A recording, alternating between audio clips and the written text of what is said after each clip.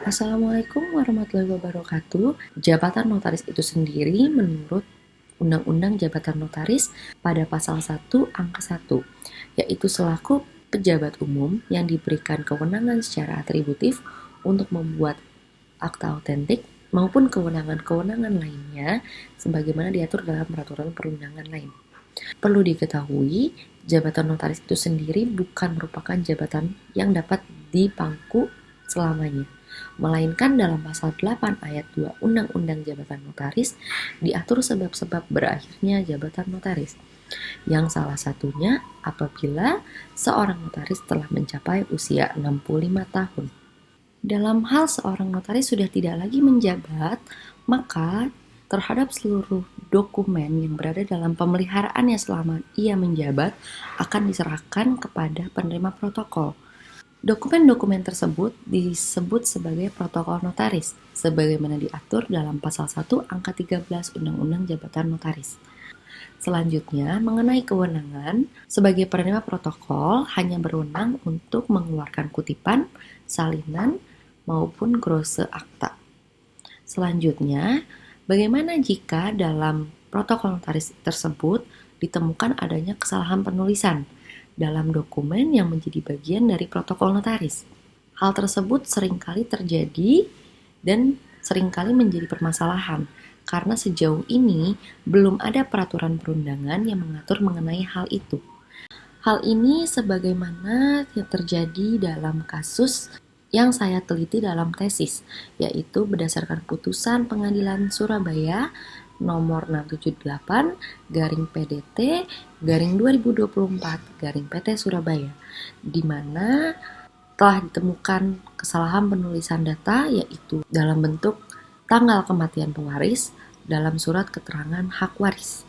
Yang menjadi masalah adalah di mana kesalahan penulisan tersebut baru ditemukan pada saat notaris yang membuatnya telah reda dan protokol notarisnya tersebut telah dialihkan kepada notaris penerima protokol. Dalam kasus tersebut, para ahli waris melakukan gugatan baik kepada notaris yang telah reda juga kepada notaris penerima protokol. Menurut mereka, keduanya bertanggung jawab untuk melakukan pembetulan itu sendiri.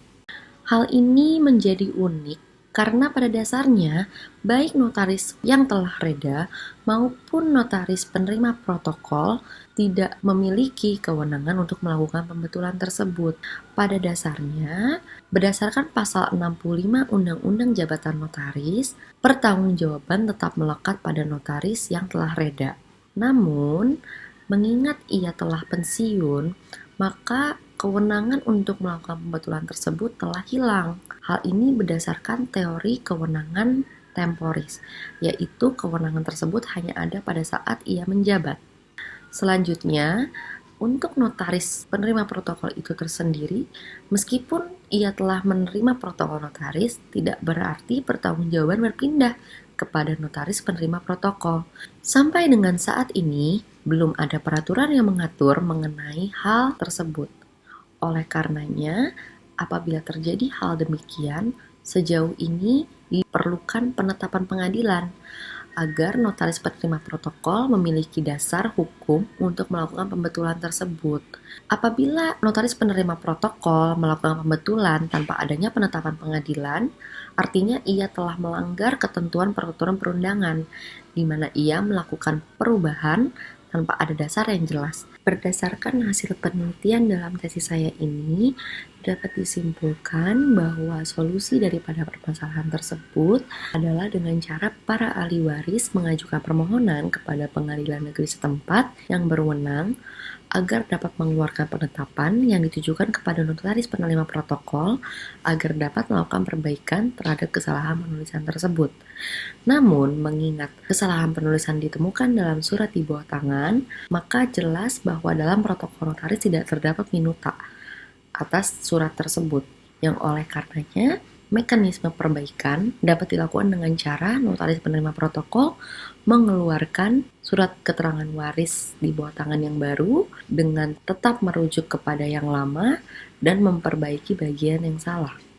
Penelitian ini dianggap memiliki urgensinya sendiri karena mengenai kesalahan penulisan yang terdapat dalam protokol notaris, di mana notaris yang membuatnya telah reda seringkali ditemukan. Dan sampai sejauh ini belum ada peraturan yang mengaturnya, baik kesalahan penulisan yang ditemukan dalam akta autentik maupun yang ditemukan dalam surat di bawah tangan. Oleh karenanya, penelitian ini dianggap memiliki manfaat untuk para praktisi di bidang kenotariatan. Selain itu, dari penelitian ini juga diharapkan dapat memberikan manfaat kepada masyarakat secara umum. Demikian pemaparan singkat ini saya tutup. Terima kasih saya haturkan, semoga bermanfaat bagi yang mendengarkan. Wassalamualaikum warahmatullahi wabarakatuh.